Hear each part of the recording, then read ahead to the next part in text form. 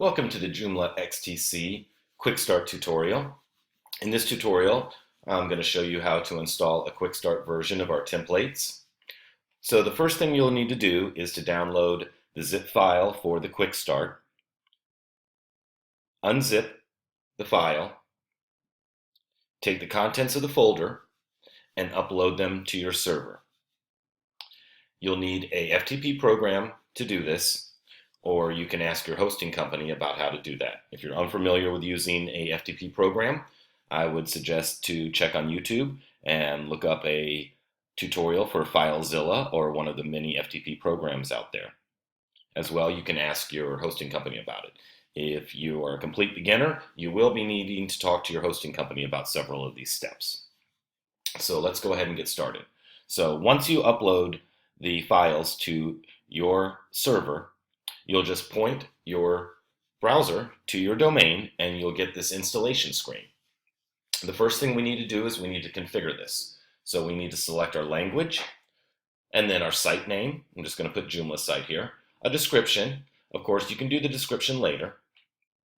You need to put your email, and this is your email address for your super user, your username that you're going to use to log into your website, your password, and confirm your password. Next is put the site offline, yes or no. I always choose no because once you go ahead and install Joomla, you can set your site offline while you work on it. And on the next page here, we've got the database configuration. Now for your database, you're going to need to install a new database and a new database user. And you will do this with a cPanel or ask your hosting company.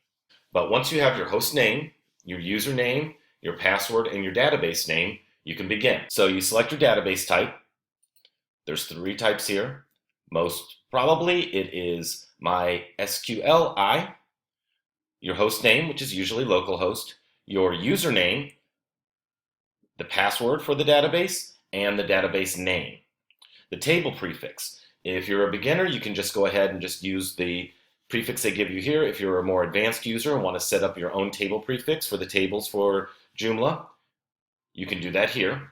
And then there's the old database process. Do you want to back up anything that's in the old database if it's a previously used database, or do you want to remove it? If it's a brand new one, we can just leave it at backup. Now on the next page is the finalization. And this is where we're going to install the template demo information. Joomla has many different sample data that you can install. You can install the Learn Joomla English, the default English, the brochure English, the blog. But for this, we're going to want to install our sample JoomlaXTC template demo.